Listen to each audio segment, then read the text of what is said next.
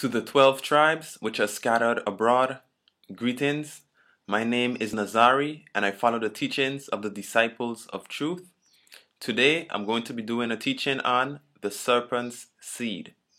We're going to use the King James Version of the Bible, the Old Testament, as well as the New Testament, to prove that Adam and Eve were not the only persons in the beginning of creation. We're also going to show that the serpent, which is Satan, had sex with Eve and gave birth to Cain.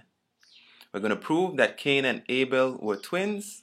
We're also going to prove today that the so-called white man is not Esau. The first thing we're going to prove is that Adam and Eve were not the only people in the garden and that there were other individuals there. When the scripture uses the reference trees, it's talking about mankind. We're going to show that a little later down. Genesis chapter 1 verse 26 to 27, it says, "And the highest said, Let us make man in our image, after our likeness, and let them have dominion over the fish of the sea, and over the fowl of the air, and over the cattle, and over all the earth, and over every creeping thing that creepeth upon the earth." Verse 27, "So the Most High created man in his own image, in the image of him created he man. Male and female created he them." We're going to precept that with Genesis chapter 5 verse 1 to 2. This is the book of the generations of Adam. So it's talking about the singular person Adam. "In the day that God created man," so in the day that the Most High created mankind, "in the likeness of God made he him." So he's saying Adam was made in his likeness. "Male and female created he them." So Adam was around at the same time that mankind was created. So it was a group of individuals. We're going to continue to prove it. We're continuing to look at the tree and some of the other scriptural reference like the garden and rivers and so forth. Genesis chapter 2 verse 9 to 10. It says, "And out of the ground made the Most High to grow every tree that is pleasant to the sight and good for food." Right? So that's the actual trees that we see. That's what that's talking about. Then it says, "The tree of life also in the midst of the garden." So you have the tree of life also. So that means in addition. So in addition to the tree that was pleasant for food, it says, "The tree of life also in the midst of the garden, and the tree of knowledge of good and evil." Then it says, verse 10, "And a river went out of Eden to water the garden, and from thence it was parted and became into 4 heads." So the 4 heads that this river was parted into is talking about 4 nations. When you keep on reading the story, you would see the whole name of these nations and groups of people. Let's get the precept for the 4 heads. It says, First Chronicles chapter 7 verse 7, "And the son of Belal, Ezbon, and Uzi, and Uziel, and Jerimoth, and Iri, 5 heads of the house of their fathers." So it shows you here that 5 heads is talking about 5 individuals. So it's the same thing with the river that went out of Eden and it was parted into 4 heads. We're going to continue to break it down and prove it. We're going to look at some scriptures where women are used in reference to say that they are gardens. Okay? Songs of Solomon chapter 4 verse 12 to 16. It says, "A garden enclosed is my sister, my spouse." So we have to understand that in the book of Genesis, there are a lot of metaphors being used and euphemisms. Okay? So they're using certain things to depict an event, right? Because when it says, like for example, when the scripture says every tree that doesn't bear fruit is hewed down and cast into the lake of fire, we know that that tree that doesn't bear fruit is not talking about a physical tree. It's talking about mankind, right? So let's continue here. Songs of Solomon chapter 4 verse 12 to 16. "A garden enclosed is my sister, my spouse, a spring shut up, a fountain sealed. The plants are an orchard of pomegranates and pleasant fruits, camphire with spikenard and saffron, calamus and cinnamon, with all trees of frankincense, myrrh and aloes, with all the chief spices, a fountain of gardens, a well of living waters, a stream from Lebanon. Awake, O north wind, and come down south. Blow upon my garden, that the spices thereof may flow out. Let my beloved come into his garden, and eat his pleasant fruit." So right here, this is showing you that a woman is referred to as a garden because a man has seed, and you plant seed in a garden and it brings forth fruit. That's the analogy of all these things, right? So when we go back to Genesis, we will get a better understanding of what's taking place. Right here it says in the end in verse 16, let my beloved come into his garden and eat his pleasant fruit. This is talking about being intimate. The next chapter and verse we're going to look at is Judges chapter 9 verse 18. We're going to read to verse 15. It says, the trees went forth on a time to anoint a king over them.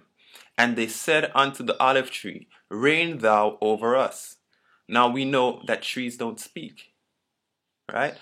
We're going to read it again. A tree went forth on a time to anoint a king over them. And they said unto the olive tree, reign thou over us. But the olive tree said unto them, should I leave my fatness, wherewith by me thy honor the Most High and man, and go to be promoted over the trees? Promoted over the trees. And the trees said to the fig tree, come thou and reign over us. We have trees speaking. It's talking about nations of people. But the fig tree said unto them, should I forsake my sweetness and my good fruit, and go to be promoted over the trees? Then said the trees unto the vine, come thou and reign over us. And the vine said unto them, should I leave my wine which cherisheth the Most High and man, and go to be promoted over the trees? Verse 14, then said all the trees unto the bramble, come thou and reign over us. And the bramble said unto the trees, if in truth ye anoint me king over you, then come and put your trust in my shadow. And if not, let fire come out of the bramble and devour the cedar of Lebanon. Okay, so we see right here what a tree is talking about, what the trees are. It's mankind. We're going to continue to prove this fact. We're going to look at Ezekiel chapter 31. We're going to read the entire chapter because this has a lot of information about the Garden of Eden in it.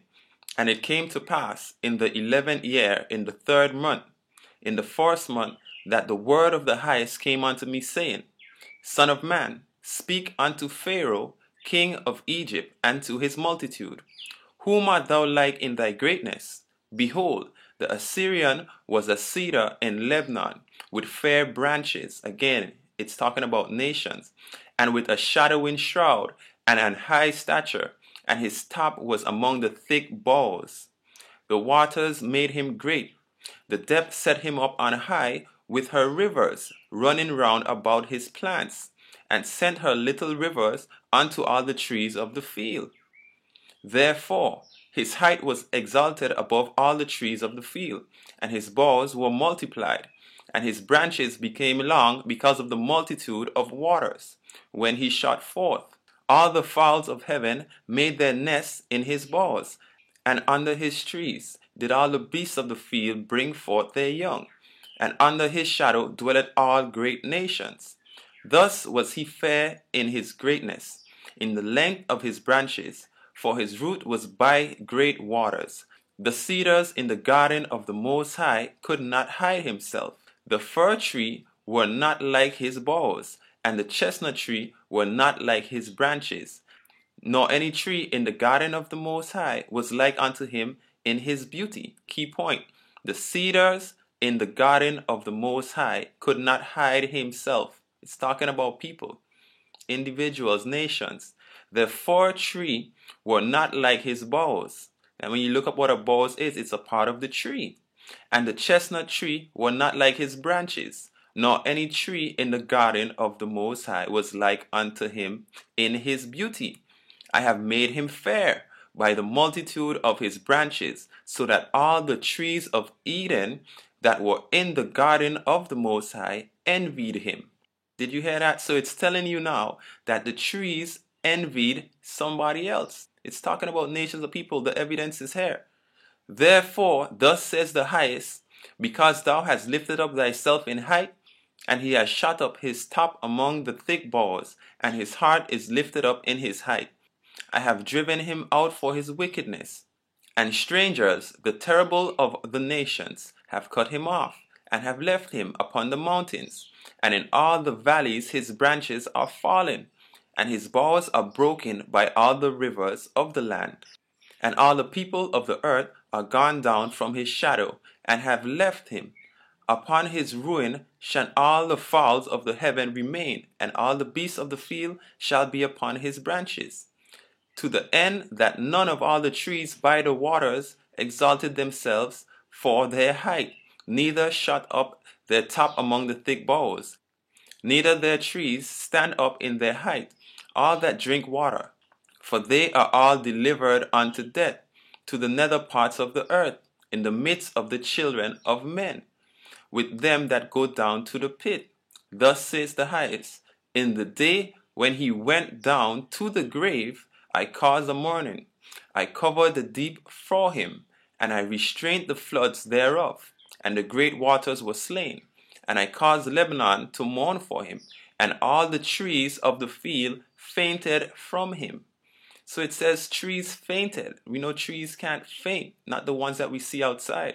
It's talking about mankind. Again, and I caused Lebanon to mourn for him, and all the trees of the field fainted for him. I made the nations to shake at the sound of his fall, when I cast him down to hell with them that descend into the pit, and all the trees of Eden. So how would the Most High cast trees down to the pit? It's talking about mankind. The choice and best of Lebanon, all that drink water shall be confounded in the nether parts of the earth. They also went down into hell with him unto them that be slain with the sword. And they that were his arm, that dwell under his shadow in the midst of the heathen, to whom art thou thus like in glory and in greatness among the trees of Eden? Yet shalt thou be brought down with the trees of Eden unto the nether parts of the earth. Thou shalt lie in the midst of the uncircumcised with them that be slain by the sword. This is Pharaoh and all his multitude, says the Most High. So if you don't understand that the trees in the Garden of Eden is talking about nations after reading that entire chapter, then there's no hope for you. It's clear. It's point blank. There's no debate. There's no interpretation. It says what it says. We have that understanding. Now let's get back to the story. We're going to look at Genesis chapter 3, verse 14 to 15. Remember, we're proving here that there were other people in the garden. Well, we've already proven that. Now we're going to show that the serpent's seed was actually Cain. Satan was one of the trees in the garden, and he slept with Eve. We're going to prove it. Genesis chapter 3, verse 14 to 15. And the highest said unto the serpent, because thou hast done this, thou art cursed above all cattle, and above every beast of the field. Upon thy belly shalt thou go, and dust shalt thou eat all the days of thy life. And I will put enmity between thee and the woman, and between thy seed. So the serpent has seed. That's what it says. And her seed. Now, I know people like to say that this serpent is a snake and all that type of stuff, but we're going to look at the scripture right now. And it says in Revelation chapter 20, verse 2, and he laid hold on the dragon, that old serpent, which is the devil and Satan, and bound him 1,000 years. So we're not talking about any snake or whatever the case might be. We're talking about an angel here, a fallen angel moreover. All right? Now we're going to look at Genesis chapter 4, verse 1 to 2. We're going to look at the story about the birth of Cain and Abel. And we're going to show how one of them was Satan's seed and the other one was Adam's seed. Genesis chapter 4, verse 1 to 2. It says, and Adam knew Eve his wife, and she conceived and bare Cain, and said, I have gotten a man from the Lord. And she again bare his brother Abel. So when people read this, they say that the Bible tells you that Cain was from the Lord. But we have to understand, based on the scriptures, who the Lord is, because the Lord is not always in relations to the Almighty Creator. A Lord could be an angel, and we're going to prove it. We're going to prove which Lord this child was from. Because we also see something here in this story. We get the understanding that Cain and Abel were twins. I'm going to read it again. And Adam knew Eve his wife, and she conceived and bare Cain, and said, I have gotten a man from the Lord. And she again bare his brother Abel. So there's no period in time that passed during this event. It says she again bare his brother Abel. So they were twins. So you're asking now, how can they be twins if I'm saying that one is from Satan's seed and the other one is from Adam's seed? Well, there's a term called superfecundation. You can look it up. Superfecundation. And what happens is when a woman can conceive seed from two different men once she has intercourse with them around the same time. Now we're going to look at the use of the term Lord to prove that this Lord that Cain was from is not talking about the Almighty Creator. Deuteronomy chapter 10 verse 17, it says, "For the Lord your God is God of gods and Lord of lords." So it's lords of lords. So there are multiple lords. 1 Corinthians chapter 8 verse 5. "For though there be that are called gods, whether in heaven or in earth, as there be gods many and lords many." We're going to continue to prove that lords could be in relations to angels. Genesis chapter 19 verse 1 to 2. "And there came two angels to Sodom at even, and Lot sat in the gate of Sodom." So angels, okay? "And Lot, seeing them, rose up to meet them. And he bowed himself with his face toward the ground, and he said, Behold now, my lords, turn in, I pray you, into your servant's house." So again, he's referencing angels and he's referring to them as Lord. Now I'm going to look at specific scripture where Satan is referred to as Lord. 1 Chronicles 21 verse 1. "And Satan stood up against Israel and provoked David to number Israel." Now we're going to look at the same story, but this time it's recorded in 2 Samuel chapter 24 verse 1. So in 1 Chronicles 21 it says, "And Satan stood up against Israel and provoked David to number Israel." But then in 2 Samuel 24 it says, "And the anger of the Lord." So who is this Lord it's talking about? Because when you read through the chapter, it's the exact same story. But one time it says Lord and another time it says Satan. We have the use of the word. We've read the scriptures, and we're going to get back now to the story in Genesis. Genesis chapter 3, where it talks about the seed of the serpent. 3 verse 15. "And I will put enmity between thee and the woman, and between thy seed and her seed." So the serpent has seed. People try to say that this is a spiritual seed, but what is a spiritual seed? Where is the scripture to explain a spiritual seed? That just does not add up. It has to come from a physical source. Now we're going to look again at Genesis 4 verse 1. "And Adam knew Eve his wife, and she conceived and bare Cain, and said, I have gotten a man from the Lord." So we have the understanding that this Lord is an angel. We're going to prove it. "And she again bare his brother Abel," twins. Okay? 1 John chapter 3 verse 12. It says, "Not as Cain, who was of that wicked one and slew his brother."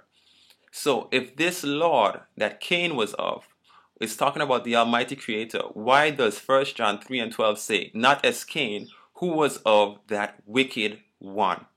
It says Cain was of the wicked one. So how can Cain be from the Lord and Abel not be from the Lord? Because when we read the story right there in Genesis, she only makes that decree when Cain is born. But we know in the Bible that Abel was the righteous one. So Abel would be the child from the Almighty if that was the case.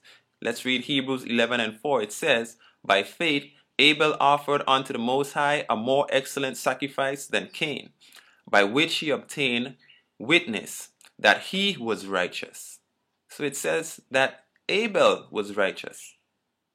So how is it that the scriptures say that Cain is from the Lord, but yet Abel is not from the Lord? But then it turns around and says that Abel is righteous. The answer to that is Cain was not from the Creator. He was from the serpent's seed. That's who Cain was. We're going to continue to prove it. John chapter 8 verse 44. It says, "Ye are of your father the devil, and the lust of your father ye will do. He was a murderer from the beginning, and abode not in the truth, because there is no truth in him. When he speaketh a lie, he speaketh of his own, for he is a liar and the father of it." So it says, "Ye are of your father the devil. The lust of your father ye will do." He was a murderer from the beginning. So who was the first murderer in the scripture? Cain. Of course, we know it was Cain. Genesis 4 and 8. "And Cain talked with Abel his brother, and it came to pass, when they were in the field, that Cain rose up against Abel his brother, and slew him." So these people were the descendants of Cain who he's referencing. Let's look at Psalms chapter 37 verse 28. It says, "For the Most High loveth judgment, and forsaketh not his saints. They are preserved forever, but the seed of the wicked shall be cut off." Again, we're going to read 1 John 3 and 12 because it's very relevant. "Not as Cain, who was of that wicked one." So when it talks about, "but the seed of the wicked shall be cut off" in Psalms 37:28, it's talking about Cain's seed. Matthew chapter 13 verse 38, "The field is the world. The good seed are the children of the kingdom, but the tares are the children of the wicked one." We already established who the wicked one is. The wicked one is Cain. So the tares are the children of Cain. Now we're going to look at Job chapter 9 verse 24. It says, "The earth is given into the hand of the wicked. He covereth the faces of the judges thereof." So it's telling you that the earth is given into the hand of the wicked. Who is the wicked? Cain. I can't emphasize that point any more than the scriptures have already emphasized it. It says what it says. The earth is given into the hand of the wicked. So who is in control of the earth? The wicked. So who is the wicked? Cain's seed, the serpent seed. It says he covereth the faces of the judges thereof. So who covered the faces of the judges? The so-called white man. They are the ones that took all the records and say that we are the people of the book. They painted all these white images of the kings in the Bible, of the judges in the Bible. Every movie that they bring out, it's pure white people in it. So-called white people, because they're not white. They don't have a color. A refrigerator is white. They are colorless. Okay? So I'm going to read that scripture again. Job chapter 9 verse 24. "The earth is given into the hand of the wicked." So do we believe this Bible or not? That's the question, right? It says he covereth the faces of the judges thereof. So who covereth the faces of the judges? I mean, it's there. It's Cain. It's talking about Cain's seed, Cain's children. There's a doctrine where people go around and say that the so-called Europeans are Esau. Now we're going to prove that that's not true. We're going to look at some of the scriptures that they use to try and say that that is the case. Job chapter 30 verse 1 to 8. "But now they that are younger than I have me in derision, whose fathers I would have disdained to have set with the dogs of my flock." So right off the bat, we see here that he's saying that the fathers of these people, he would have disdained to have set with the dogs of his flock. So there's no way that he could be talking about the fathers of Esau, because we know Esau's fathers are our fathers. So that just doesn't add up. It says, "Yea," verse 2, "Yea, thereto might the strength of their hands profit me, in whom old age was perished. For want and famine they were solitary, fleeing into the wilderness in former times, desolate and waste, who cut up mallows by the bushes, and juniper roots for their meat. They were driven forth from among men. They cried after them as after a thief." So who was driven forth from among men? When you go back in the scripture, this is talking about Cain. They were driven forth from among men. This is talking about Cain. It is not talking about Esau. "To dwell in the cliffs of the valleys, in caves of the earth, and in rocks." So they are the cavemen of the earth. "Among the bushes they prayed, under the nettles they were gathered together. They were children of fools, yea, children of base men." So there's no way that the scriptures could be saying that the fathers of Esau were fools. It is not talking about Esau. This is talking about Cain and his seed. Now we're going to look at Genesis chapter 25 verse 21 to 25. It says, "And Isaac entreated the Most High for his wife, because she was barren. And the Most High was entreated of him. And Rebekah his wife conceived. And the children struggled together within her. And she said, If it be so, why am I thus? And she went to inquire of the highest. And he said unto her, 2 nations are in thy womb, and 2 manner of people shall be separated from thy bowels. And the one people shall be stronger than the other people, and the elder shall serve the younger. And when her days to be delivered were fulfilled, behold, there were twins in her womb, and the first came out red all over like a hairy garment. So this is one point that they tried to use. They said that the first one came out red all over. So this is the origin of the so-called European. And they call his name Esau. So it says the one came out red all over and they call his name Esau. But let's look at Numbers chapter 19 and 2 and see what this red color is talking about. It says, "This is the ordinance of the law which the highest had commanded, saying, Speak unto the children of Israel, that they bring thee a red heifer without spot." So when we look up a red heifer, we know that it's talking about a brown complexion. It's not talking about the color red or European. It's not. Now we're going to look at the part of the scripture where it says that he came out like a hairy garment, because people like to use him being hairy to prove something that really isn't saying anything, because there are hairy people from our nation and people who are smooth from our nation. 2 Kings chapter 1 verse 8, "And they answered him, He was a hairy man, and girt with a girdle of leather about his loins. And he said, It is Elijah the Tishbite." So how can Elijah now also be a pale face? It's not possible. He was a hairy man. So just because the scripture says that he came out red all over, which is brown complexion, and then it says he was hairy, which is anybody can be hairy, that doesn't prove anything. Also, we're going to look at Deuteronomy chapter 28 verse 36. It says, "The highest shall bring thee and thy kings, which thou shalt set over thee, unto a nation which neither thou nor thy fathers have known." So this scripture shows you clearly that he says, "Unto a nation which neither thou nor thy fathers have known." And if Esau was Jacob's brother, how could that be the nation? It doesn't add up. We knew Esau, so it cannot be talking about Esau. It's talking about the people who were driven forth from among men. That's the nation who was not known, who were dwelling in the clefts of rocks and caves. Now we're also going to consider another side of the argument where individuals might say, well, it's not possible for the angels to have conceived the child with Eve because angels can't intermingle their seed with humans. Let's look at Genesis chapter 6 verse 1 to 5. "And it came to pass, when men began to multiply on the face of the earth, and daughters were born unto them." Pause right there. Okay, it says men began to multiply on the face of the earth, and daughters were born unto them. Then it says, "The sons of the Most High saw the daughters of men, that they were fair, and they took them wives which they choose." So people say that these sons of God is just talking about regular men. Okay, but we're going to see if that's true. Verse 3, "And the Lord said, My spirit shall not always strive with man, for that he also is flesh. Yet his days shall be 120 years.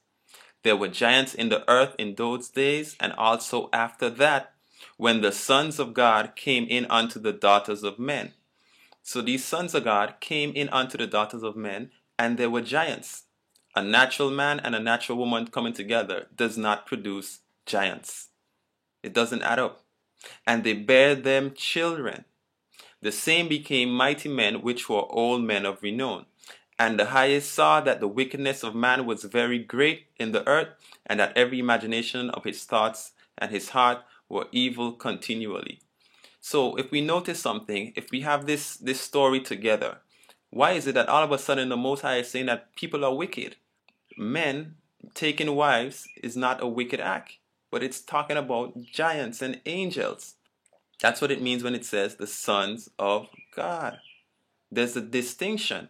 Genesis chapter 6 verse 1 and 2 again. "And it came to pass, when men began to multiply on the face of the earth, and daughters were born unto them," so that's mankind, "that the sons of God saw the daughters of men."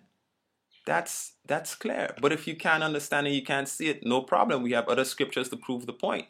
Jude chapter 1 verse 6 to 7. "And the angels which kept not their first estate, but left their own habitations, he had reserved in everlasting chains under darkness unto the judgment of the great day.